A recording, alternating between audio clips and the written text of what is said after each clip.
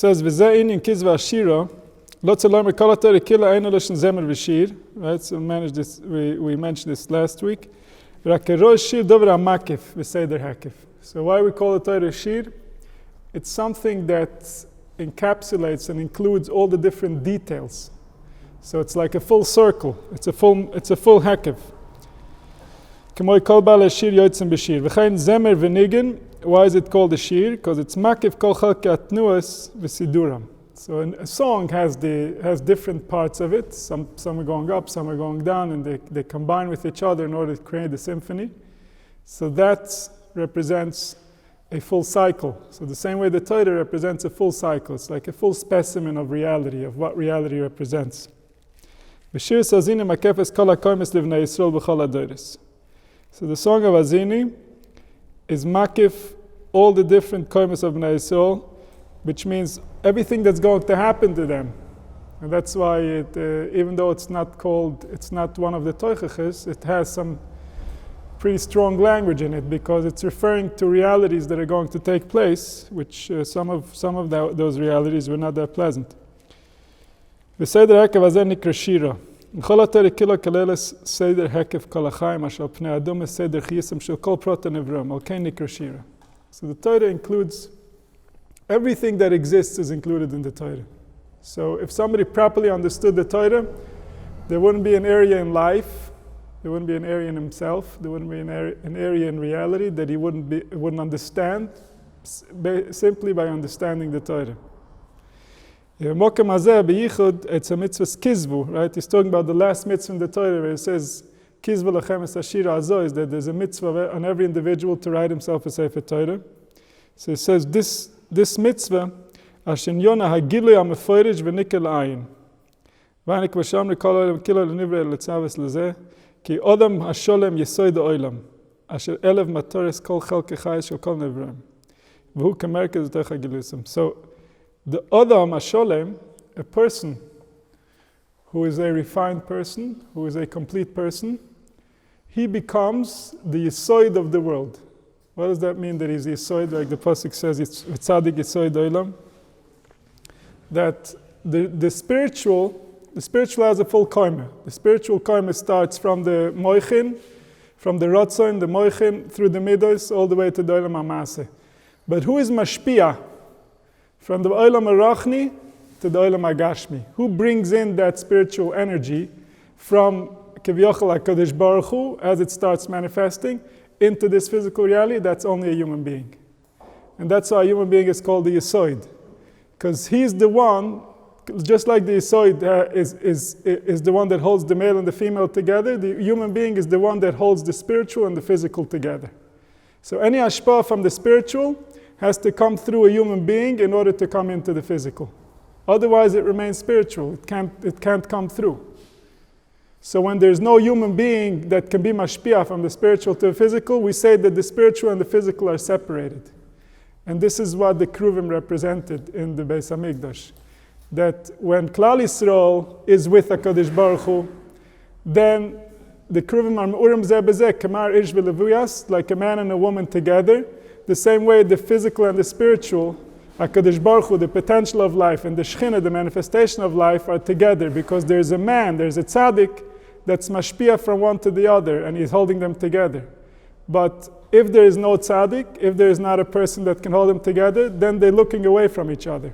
Then they're not working with each other. And that represents the spiritual looking away from the physical.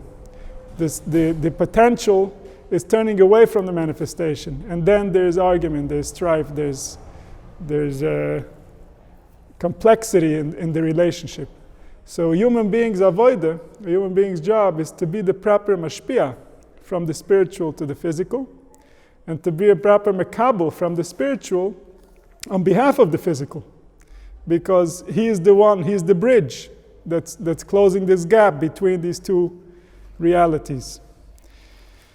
So, therefore, he is like a merkaz b'toch hagilusim. He's like the middle point in the middle of a circle.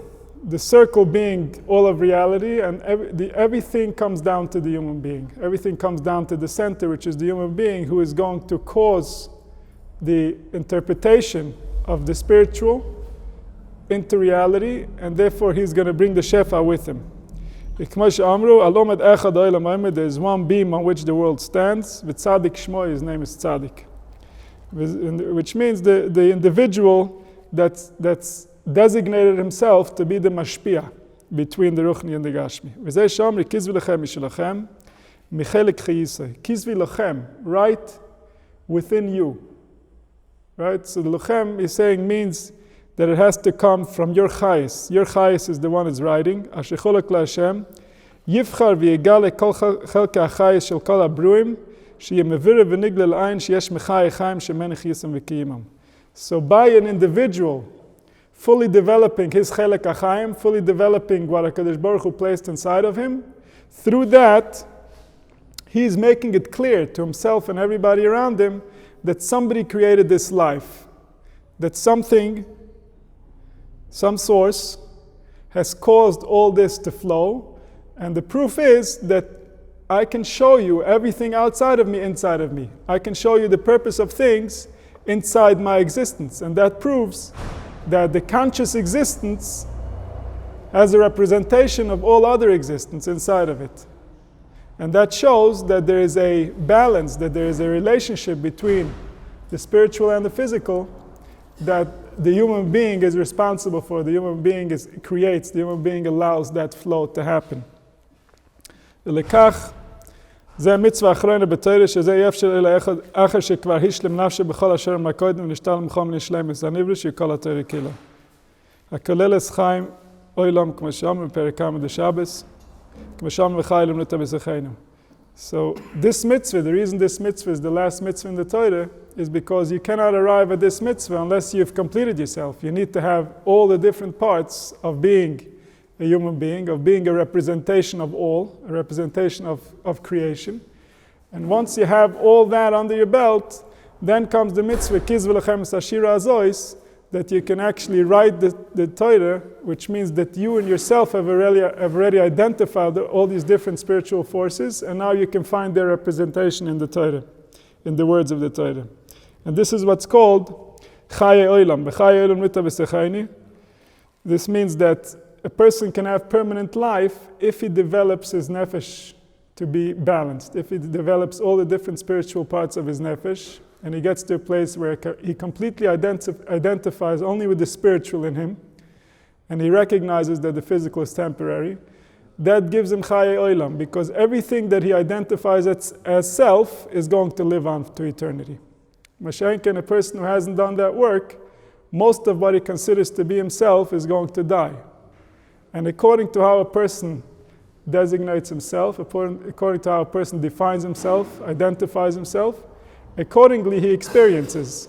So for example, if a person has a lot of money that he worked hard for and he put in all his energy and he identifies with it and he checks his bank account every day, and this is what gives him life, this is what gives him sustenance, that he sees the money, it's there, I've worked for it, I have it, I'm secure, I'm safe. So if somebody takes that money away from him, he's going to feel like he died, because that's where he invested everything. If you'll ask him afterwards, so what's the big deal? You still have your whole life. You're just missing the money. He'll say, I have nothing. Because everything else that he has means nothing to him, because his identity has been invested in something that's not permanent. So when he loses that, he loses himself. He dies.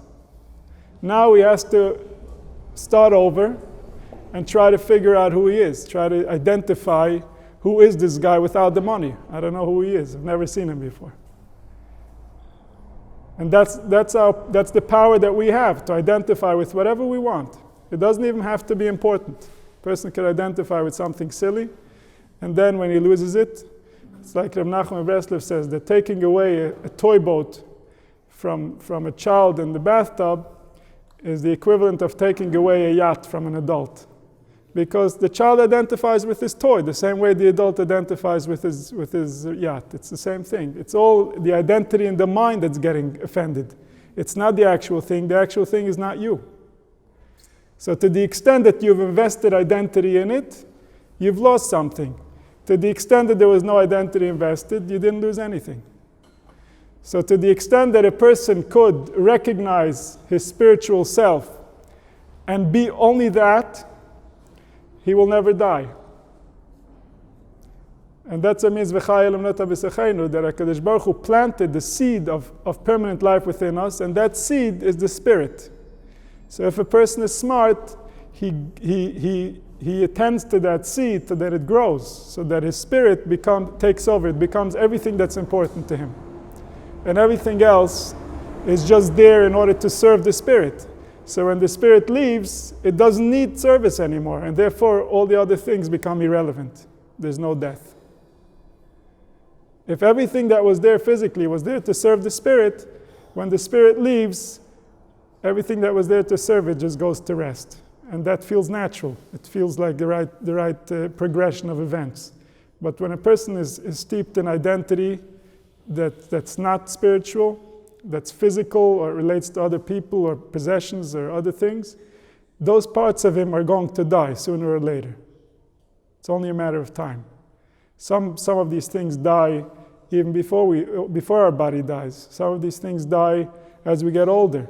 We can't work anymore the way that we used to. We don't look the way that we used to. We don't feel the way that we used to. So all these things, they have an expiration date. And we know they're going to expire from the first moment we interact with them.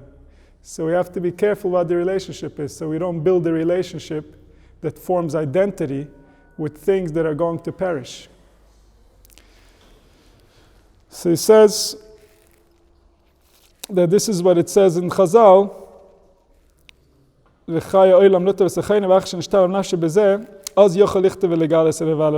only once he's done doing his own work, then he can start bringing out that work to other people, and that's through writing a Sefer Torah, manifesting the full HaKohen, the full cycle of life, so that he shows that within him, he has purchased all these different things that the Torah speaks about. He's made all the Kanyonei Torah, and he owns himself now. He has a shtar cheres. What's a shtar cheres? The Torah is a shtar cheres. The Torah says, I'm free, because I've taken everything the Torah tells me that I need to work on, and I've worked on it, and therefore now I'm done. I'm a full, complete human being. שדובר זה, היסויב דובר שכל עולם כאילו לנברו, אלא לצוות לזה, ועל תכלס המחיב מזה, הסליקים ירו. סויב דובר הכל נשמע, הסליקים ירו, הסמסויס לשמור, כי זה כל האדם. What does it mean, כי זה כל האדם? It means that within that work, you're going to meet all the different parts of yourself. זה כל האדם means that it includes the whole person in this Torah. In the Yiras Elikim, and in the Shmiras HaMitzvahs, you have every portion of a person that you need to have. אבל תכלס המחיבן זה, הסליקים יראו בעומק הירא כל כך, עד שיהיה נגלה ונראה לעין כל, כי יש בו רמניק שכל הנברו הם חיוסו ממני. That through his yira, and we spoke about this already, yira means that a person has respect for reality. He realizes that he doesn't understand it, and therefore he's afraid of offending it. So Yiras Elikim we see even by a goy. Even by a goy, and even before Matan Torah, like Avimelech. Right? Yitzchak was there, and he was wondering, yes, Yiras Elikim, and Yiras Elikim. But at the end of the day, Avimelech did have Yiras Elikim. That's why he was saved. He was saved by Sarah. He was saved from being with her because he had a dream that came directly from Elikim. So you see that Yiras Elikim doesn't relate to mitzvahs, to Shmiras HaMitzvahs. Yiras Elikim relates to a recognition of reality, of the forces of reality, of the powers that be, that there is a possibility to get hurt over here. It's possible. Varaya, if you look around, you'll see people are getting hurt. So if a person is in denial of that reality, then he can lose his Yiras Elikim. He thinks nature is a game. You do whatever you want. But nature is not a game. Nature is every danger that there is in life is only dangerous because of the forces of nature that cause it to be dangerous. So a real Yiras Elikim means that a person recognizes that these forces are not here randomly. There's an actual structure, there's an actual system, there's an actual reason. And through understanding and through having the proper relationship with them, he actually brings out these realities into fruition. His consciousness tries to perceive these realities the way that they really are, because he understands the importance of understanding how they are and what they are. He understands that this relationship is the source of his life experience and beyond. So that's real Yiras Elikim. And that Yiras Elikim, it brings out reality into him. Like it says in the Pasuk, Reishis Chachma, Yiras Hashem, that the Chachma, you can't have Chachma if you don't recognize that something here is real. If you don't understand that something is real, then how are you ever going to grow? How are you ever going to become wise? The wisdom comes through having the proper respect for reality. And having the proper respect for reality means first to understand that you don't understand it. So anybody who thinks they understand nature, they understand reality, doesn't have yira. He hasn't really looked at it. He hasn't noticed who he's dealing with. That's not the proper respect. A human mind is not advanced enough, at least at in this stage of life, to be able to comprehend nature. Nature is beyond our comprehension. So even the little bit that we play with and the little bit of nature that we try to become acquainted with in order to find comfort, we have to recognize what we're playing with. And we don't have an all-encompassing view of what's happening. We just have a way of surviving until we know more. And life is a continuous journey of growth and understanding and depth and getting to know everything that there is to know and getting to know a place within yourself that is more attached to the truth, that is more real, that is more accurate. That's where the Torah is trying to drive you, because when a person arrives into a place of depth like that, when something becomes more real to him, then it can become an inspiration to others. Then it can be kizvu lechem es ashira azois, that he can actually bring it down into manifestation, into words and letters. So he says, Nimtza shemechelek chaim shechulak laHashem gilo ibir hadovar ki yesh chelek chaim bechol habruim. So the person, by delving into his own spirit, to his own reality, to his own nature, through that, he comes to recognize that everything in reality has life, that everything is alive. As long as he hasn't noticed that there's somebody alive inside of him, then he hasn't noticed any life at all. Because he hasn't been intimate with real life. He hasn't really given it its proper respect. He hasn't really recognized how sensitive and how precious and how unique this form of life is. It's not what we think it is. It cannot be what we think it is, because it is the one thinking. It's like an eye trying to see itself. So because a person can't see that life, when he makes contact with it, it's a dover sichli.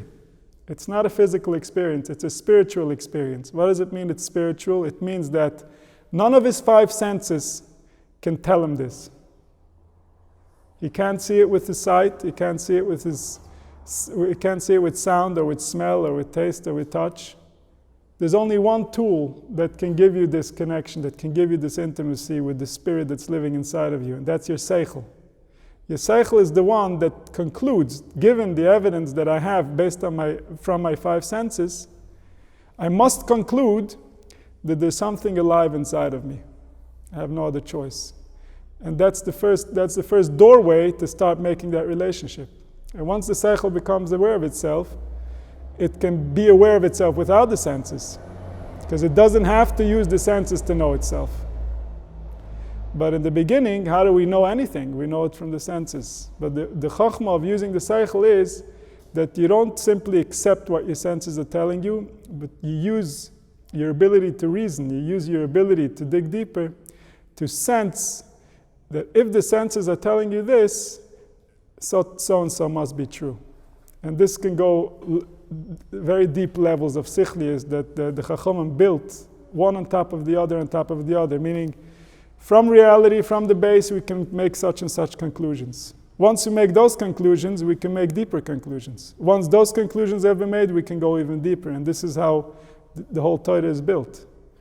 One on top of the other, until it gets to the yichud of Shema Yisrael Hashem Elokeinu Hashem Echad. So when we come, we try to approach the Torah. The Torah is already built Very, very, very deep. And we don't necessarily have the ability to unravel the riddle. It's a tremendous riddle, and it mirrors the riddle of life itself, because life itself is also a riddle. You have a body, you have a shape, you have limbs, you have senses, you have different brain areas doing different functions, but what does it all mean? What does it all mean? I think anybody can arrive at the conclusion that it's not simply here to survive. This machine wasn't simply created to survive. So what was it created for? What does it do? If you came to a factory and you saw machines looking like this, what would you think they were creating? So in today's world, it's very difficult to think like that, because we're so distant from natural thinking. We're so distant from how nature expresses itself. But people in the past used to ponder these things. Just the simple stuff even. A person could meditate just on the 4 elements for years. The 4 elements are so distinctly different from each other that I don't know if there's any human being who would be able to come up with these properties for the 4 elements. The difference between, the offer and the mime. So different. So different. It's almost like they're not even the same family. And then comes air, so very different. And then comes fire, seems like an adopted child, doesn't even belong in the family. So each one of them is so unique. But they're all talking, they're all saying that because we are the way that we are, therefore you are the way that you are. Because these elements represent spiritual forces as well, like we've spoken about in the past. The different machne shchina, the malochim, the different possibilities of our manifestations, they're all represented in this reality. Or the 5 senses. If somebody were to ponder the senses, who would ever come up with these senses? It's not something that we can think of. In today's society and the way that we think, we will never arrive at any of this because we're so removed from nature. So what we've done is take this sophisticated machine that nature created, that maybe we can call it a car, right? It can take you places, it can go to different cities, it can get quite a bit done. And we've noticed that the hood gets very hot when it's sunny. And therefore we do our eggs on the hood of the car. That's all we use it for. That's basically how much we use this machine. So a human machine can take you spiritually to many, many different places. You can have experiences that you have never imagined with this machine. But instead, what do we use it for? To put bread on the table, that's it.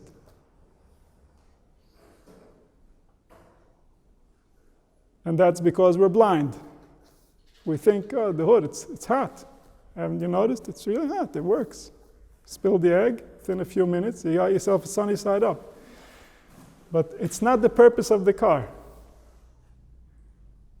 So when we do this to ourselves, when we use ourselves for things that we were not intended to, and then we feel cheap. We feel like it's meaningless. The experience is meaningless.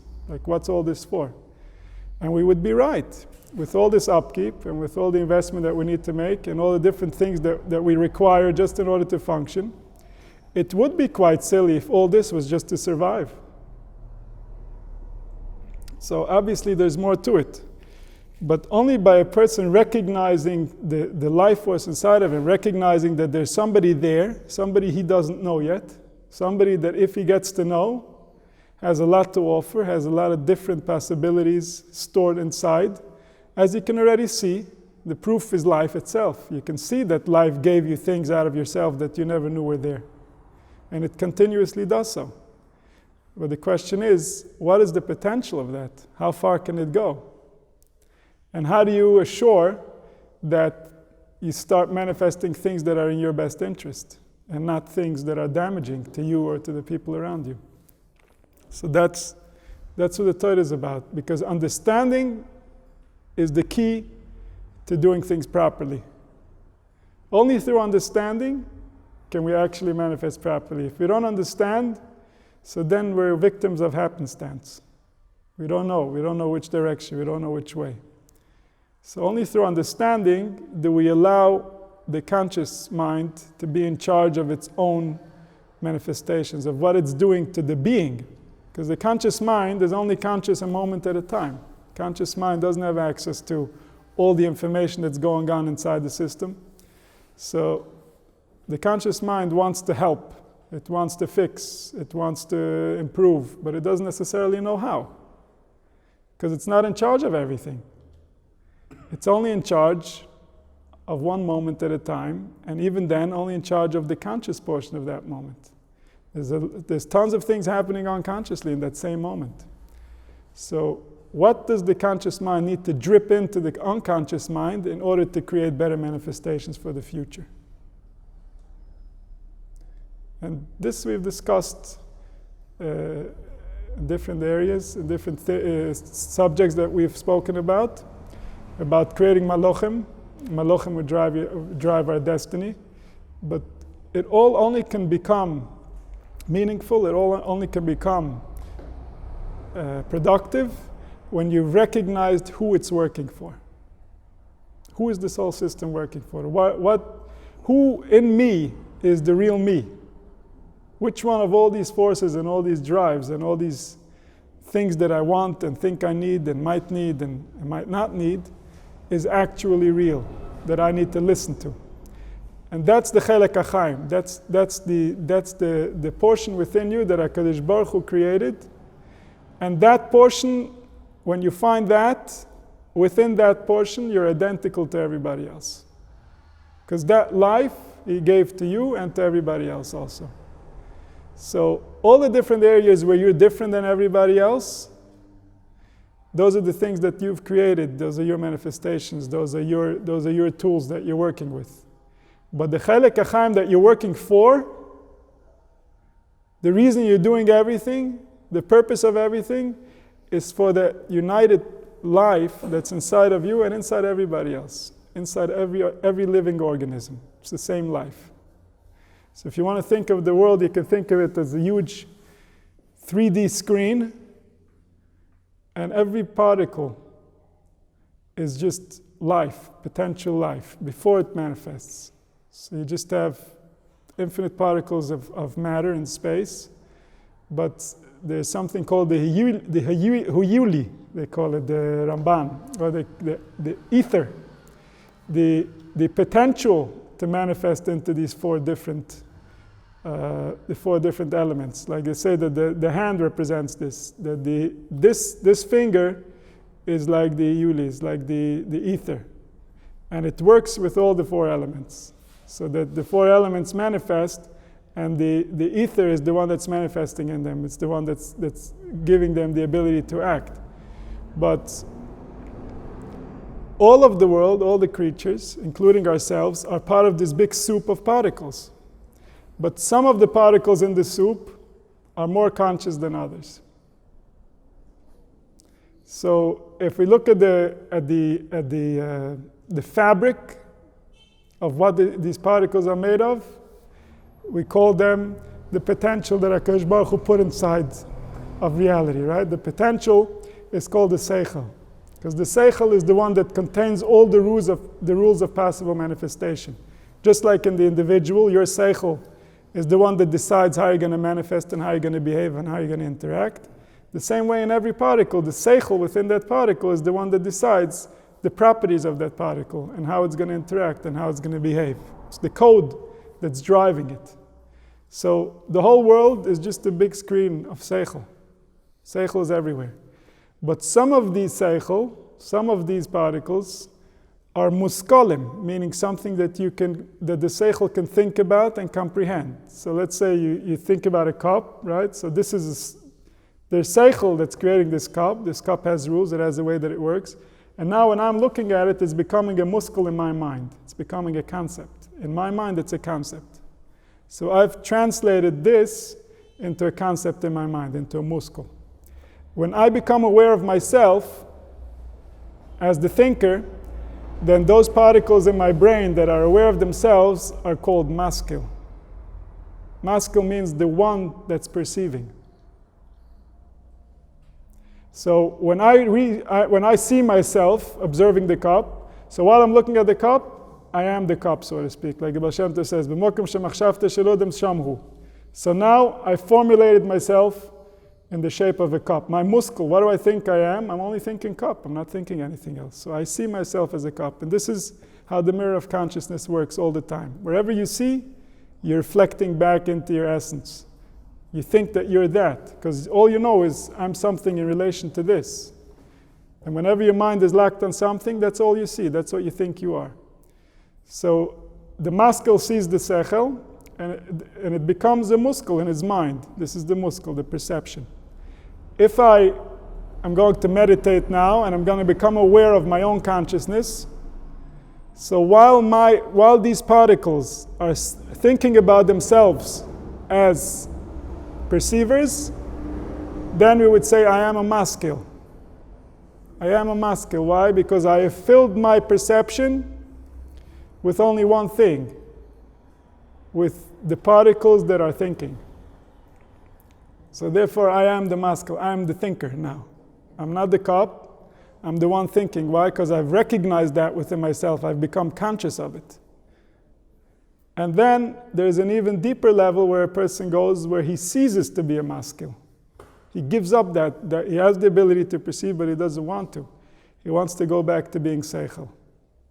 He wants the simplicity of being what he was made to be. I don't want to perceive. First and foremost, I am seichel. Just like the cup is seichel, so too I am seichel. I am what was created. It's true, I can think. But that's an option. That's a force that I have, that I can use for my benefit. I can think. But I don't have to think. I am even when I don't think. And that means being seichel. So there's the three levels. Seichel, the simplest level, maskil, and muskil. Those are the three manifestations of how something perceives and how it perceives itself. And this chelek achaim that's inside the person, that's the seichel. And with the seichel, he is identical to everything else. Everything is seichel. Everything is potential for manifestation. So now we would say, for example, this oxygen that's right in front of my face, right now it's just a muscle, I can think about it, but it doesn't have the ability to perceive itself. It's not conscious the way that I am. As soon as I breathe it in, and it goes into my brain, now those same particles might become maskilim. They might suddenly get to know themselves. Because I'm thinking within that oxygen, and I'm recognizing that I can perceive. So this gives them an upgrade. It creates a new dimension. It activates something in that oxygen that wasn't possible prior to entering my body. Because I have the power to do that.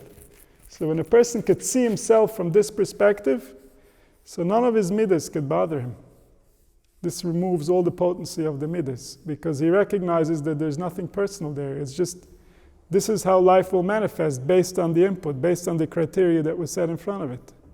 So it's not a personal, there's nothing personal to what's happening. It's a situation. The only way it becomes personal is when you make it personal. That's something that you can do. As long as you weren't involved, it wasn't personal. It just was what it was. And if people could arrive to this location where things will stop being personal, obviously, many, many lives will be improved instantly. Because taking things personally is what causes most of the psychological pain that we suffer, if not all.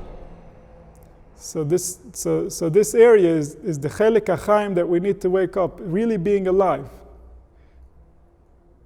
And when we're not alive, we invest our identity, we invest our self, which is the most precious thing that we have, who we are, who we think we are. We invest that in very low places. It's like we're dressing the Shekhinah in terrible clothing. And then the pain follows when these things that we are relying on for definition, when the things that we're relying on for identity start crumbling. But when a person finds the chelek achaim, then he finds ki yesh chelek chaim b'chol habruim, that there's life everywhere. Everything is alive. Life is only when you recognize where it's coming from, where it's going to, then it's life. When a person doesn't recognize it for what it is, then it's not really life. Because then he goes back to being a muscle. A person could very easily become a muscle, like we spoke about in the beginning. A person who invests his identity in money, so he's not a muscle, because he doesn't recognize himself as that. He recognizes himself as a bank account. So now that's going to be his life. When the bank account goes up, his feelings of aliveness are going to go up, and when the bank account goes down, he's going to feel dead. Because he invested himself there. He created his reality in that location. So now he's a muscle, he's not a muscle. He's a concept, but he's not an actual perceiver. The perceiver is unconscious, went to sleep. Now everything else is more important than the actual person. And that's the danger zone. That's where bad things happen. So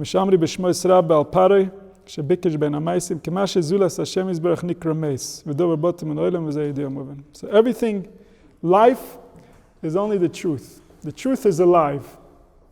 Everything that's not true is not alive, because it doesn't really have existence from the one that gives existence. The one that gives existence, he has a chosim of emes. Chosim shel HaKadosh Baruch Hu emes. So when he gives existence, it's true. Everything we think that's not according to his existence is not true. And it's only a matter of time until we wake up to the truth. The truth is not going nowhere. The truth is so steady that it's never budged and it never will budge. It never changes.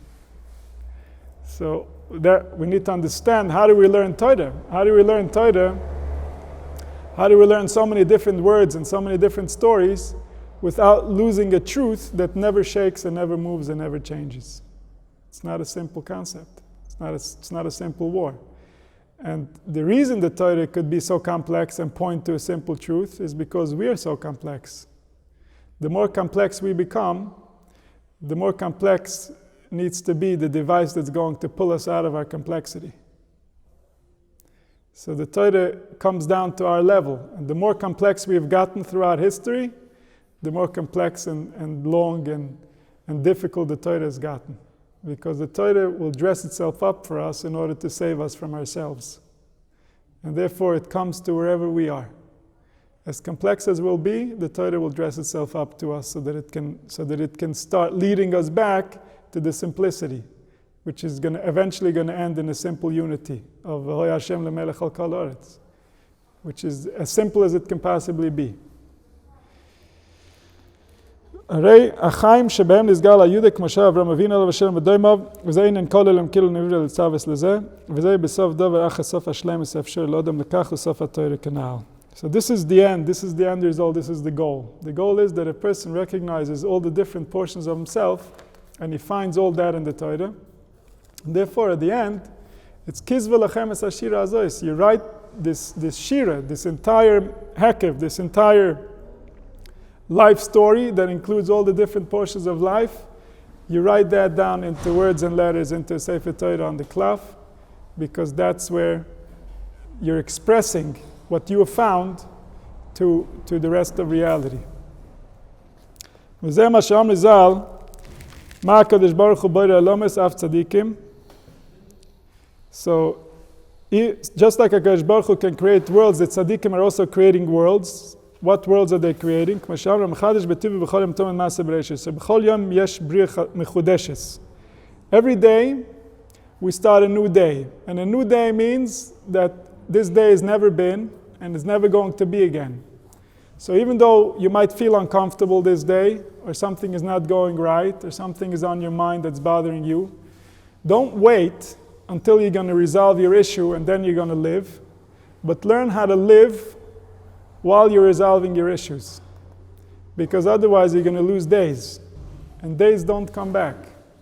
So what you could have done, what you could have said, what you could have experienced today is never going to be available ever. For no price. So even though you might feel a bit uncomfortable and something might be on your mind and things are not going exactly as, so sometimes it feels like, you know what, today's gone already, who cares? Once I solve this issue, once I feel better, once something changes, then. But that's not how life really works. You don't get to reserve your days. Your days come, your days go. So you have to be standing ready to receive your days. And even when you're not ready, you still do what you can so that your days are meaningful. So that if you can help somebody in a day, or you can help yourself, or you can realize something, you don't pass that opportunity simply because everything is not, all the ducks are not in a row. Because most of the time in life, all the ducks are not in a row. If we start waiting till everything is resolved, then we might wait for a very long time. So, HaKadosh Baruch Hu is mechadash b'tiv v'chol yom tomid, she'lulei koyach chaim chodesh she'nois nedabrim v'chol yom hoye keloi hoye. So everything would disappear unless a new day comes, a new spirit, a new reality. וזה גם על ידי צדיקים כאשפוס החלק החיים, לקים הבריאים על ידי שמכירים ומגלים בבירור כי רק חי אוהלים יסברך שמו בהם, הוא המחי ישכילם. So the tzaddikim, like we said before, they're the yisoid. They're the ones who are going to bring in the ashpa of that day into reality. So every human being has the ability to be the one that's mezaveg HaKadosh Baruch Hu with the Shechina, by bringing shefa from the spiritual to reality, from the potential into manifestation. And then he's the tzaddik yisod olam. He's actually holding the world by bringing in spiritual life into it. He's holding it up. And through him, people recognize that the only thing that's really alive is what comes directly from HaKadosh Baruch Hu.